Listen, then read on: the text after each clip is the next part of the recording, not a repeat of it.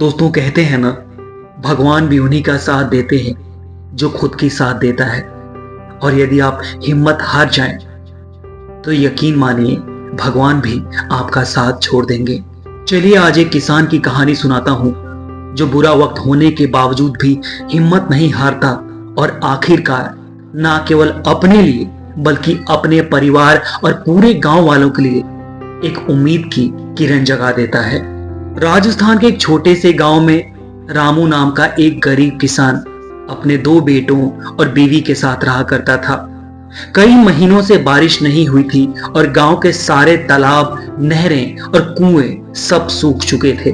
खेत बंजर हो चुके थे और गांव के लोग अपना घर छोड़कर बाहर जाने को मजबूर हो गए थे।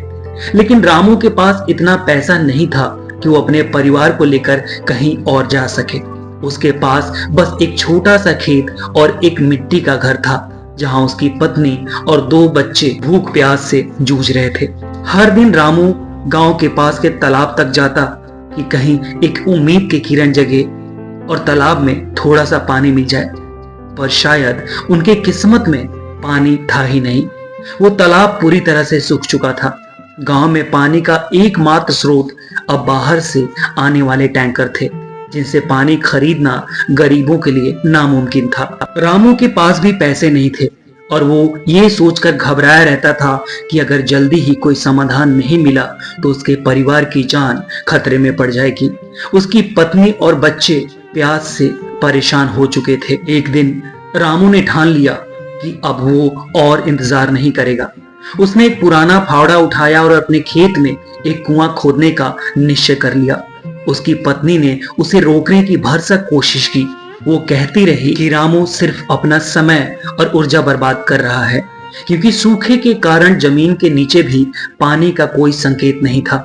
लेकिन रामू के पास अब और कोई चारा नहीं था। उसने कहा, अगर मैंने ये कोशिश नहीं की तो हम सब मर जाएंगे। यदि मरना ही है तो कम से कम एक कोशिश करके मरूं। रामू ने खुदाई शुरू कर दी। हर दिन सुबह से शाम तक वो अकेले फावड़ा लेकर खुदाई करता रहा। जमीन बेहद सख्त थी और कई बार उसे ऐसा लगता कि उसकी कोशिशें व्यर्थ जा रही हैं। उसका शरीर थकान से चूर हो जाता था। लेकिन जब भी उसके बच्चे उसकी ओर प्यास भरी नजरों से देखते तो रामू को और हिम्मत मिलती। दिन गुजरते गए लेकिन कुएं में पानी का कोई नामो निशान नहीं था। गांव के लोग रामू का मजाक उड़ाने लगे। वो कहते, रामू पागल हो चुका है, यहाँ पानी नहीं मिलेगा। लेकिन रामू किसी की नहीं सुनता।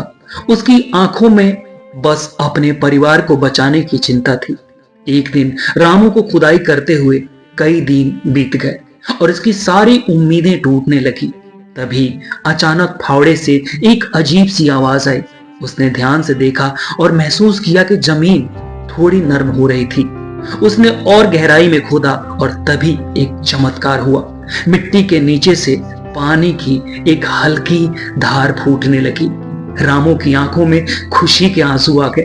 उसने जोर से अपनी पत्नी और बच्चों को आवाज लगाई, पानी, पानी मिल गया। उसकी पत्नी और बच्चे दौड़कर आए और उन्हें भी अपनी आंखों पर विश्वास नहीं हुआ। इतने दिनों की मेहनत और संघर्ष के बाद आखिरकार रामू को पानी मिल ही गया था। रामू ने अपने परिवार को बचा लिया। अब उसके पास इतना पानी था कि ना केवल उसका परिवार बल्कि आसपास के लोग भी रामू की मदद लेने के लिए आने लगे। वो गांव वालों को मुफ्त में पानी देता था और उसका ये संघर्ष और हिम्मत पूरे गांव के लिए मिसाल बन गया।